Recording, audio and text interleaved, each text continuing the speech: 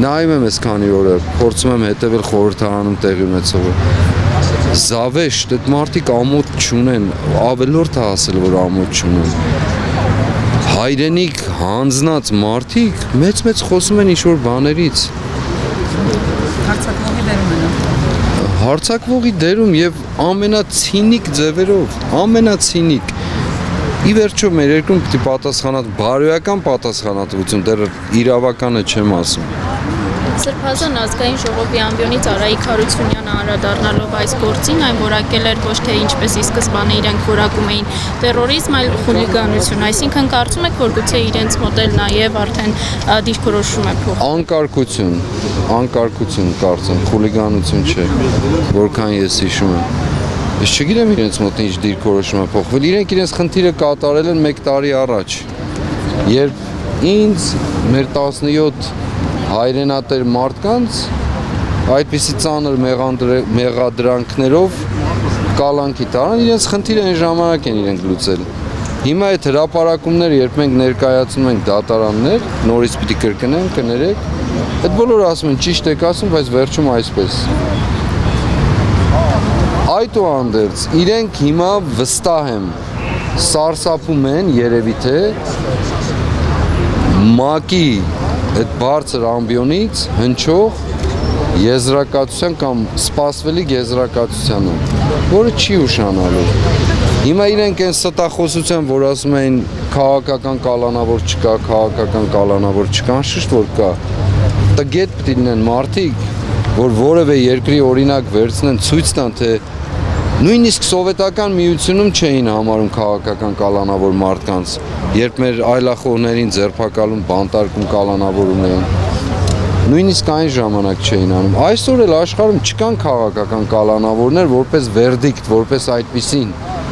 Ինչ ուզեք, ինչ թեմայով ասեք, մարդկանց դատում են, բայց խորքում բնույթով քաղաքական են այդ բոլորը։ Մեր դատերը վերցրեք նայեք, ինչ կա այդտեղ օրինակ։ Ոչ մի բան չկա մեջը, չէ՞։ Բայց մարդիկ դատվում են։ Անիմաստ։ Իսկ իրենք հիմա վստահ եմ ակնկալում են կամ սպասում են, թե ինչ եզրակացությունը լինելու։ Եվ դա եւս մեկ անգամ ցույց է տալու այն ստի կեղծիքի պատկերը, որ տիրում է այսօր սրանց մեջ։ Այս քայքայող երկիրը կրծող, քայքայող, սպանող իրականության մեջ եւ 18 հոգու, ես ոչինչ դեռ, 17 հոգու կյանք, երեխաներով, ընտանիքներով, նյութական հազար մի տեսակի վնասներ հասցրած լինելով մարդկանց, սրա պատասխանը պիտի տան, չէ՞ մի օր։ Բայց երբ Սրբազան արդեն վերընտրվեց ՔՊ-ն եւ 700,000-ից ավելի մարդ իրենց ձայն է տվել, ավելի շատ քան 21 թվականին, ինչով է սա պայմանավորված, ընդհանրապես իրենց վերընտրվելը ինչով է բացատրվում։ Սիմե ջան, դա հարաբերական է, ասեմ, չգիտեմ ինչով է պայմանավորված։ Ինչ որ իմաստով գիտեմ, բայց քիչ հետո կասեմ։ Դա շատ հարաբերական է։ Ինչու է հարաբերական, որովհետև ըստ էության քաշ գալով, ձգելով, մարդկանց վախեցնելով, որոշ իմաստով մարդկանց հսկայական գումարներ, պետական բյուջեից ու այստեղից այնտեղ բոլորը փաստված դրված են սահմանադրական դատարանում, տեսակ ինչեր ներկայացվեցին։ Այդուհանդերձ նրանք 51%-ով պարտվել են իրենց հավաքած այդ ամբողջ ջանքերով սահմռկեցուցիչ ընդամենը հասել են 49%-ի։ Եթե դա էլ սկսենք շերտատել, վստահ եմ տակը բան չի մնալու։ Այդուհանդերձ կան մարդիկ, որոնք ընտրում են, բայց ինչու, ասեմ ես դες։ Հիմա առիթ օգտագործելով ասեմ, շատ հոգեբանական է այս մարդկանց համար, ովքեր 2018 թվականին ներեգություն, թերևս դրանցից շատերը թերևս, իրենց կյանքում մեկ հաջողություն են արձանագրել, ամբողջ իրենց կյանքում, իրենց գործունեության մեջ, իրենց զավակների առջև եւ այլն արդարանալու իմաստով մեկ հաջողություն են արձանագրել, իրենց պատկերացմամբ հաջողություն, այսպես կոչված հեղափոխություն են արել եւ հիմա չեն ուզում հրաժարվել դրանից, որովհետեւ ուրիշ հաջողություն թերևս կյանքում չունեն։ Ես չեմ ասում 700,000-ի մասին, ասում մի որոշ զանգվածի մասին, մի որոշ հատվածի մասին։ Եվ սա ցավալի է,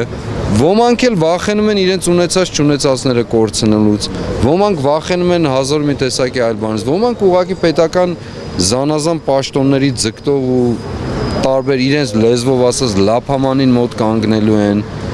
ոմանք ազգականներ, բարեկամներ, ծանոթներ ունեն, որոնք վտանգված են, հիմնականում նաև գործոնը կապված է աշխատանքի եւ կորուստներ չունենալու հետ։ Այս դատավորներն էլ են նույնը, դատախազներն էլ են նույնը, քննիչներն էլ են նույնը, բոլորը։ Որին հարցնես ինչու եք այսպես անում, ասում դե տուն ենք պահում, ինչ անենք, մեր գործն ենք անում։ Այս մարդկանց հաշվին, այս մարդկանց երեխեքի հաշվին իրենք տուն են պահում։ Եվ ես մի առիթով ասել եմ դա, արյունով գնված հացը դա, եւ բոլորի համար եմ ասում, ովքեր այդ մտքով են ապրում։ Իսկ իշխանափոխության ի՞նչ տարբերակ եք տեսնում այդ դեպքում։ Շատ հրաշալի։ Լինելու է դա։ Անխուսափել է սա, ինչի մեջ մենք որ ապրում ենք, ոչ մարդկային, ոչ աստվածային, ոչ բարոյական, ոչ իրավական, ոչ հոգեբանական, ոչ պատմական, ոչ ապագայական, ոչ մի տրամաբանության մեջ չի տեղավորվում սա։ Ոչ մի, բացարձակ։ Եվ սա չի կարող լինել։ Կապ չունի, 8 էլ կլինի, 9 էլ կլինի, նշանակություն չունի։ Կփոխվի ամեն ինչ։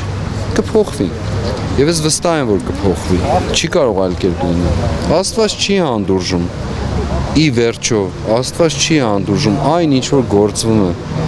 Երեսը շուռ տված մարդիկ ստի մեջ ինչքան կարող են ապրել, կեղծիքի մեջ ինչքան կարող են ապրել։ Չեն կարող։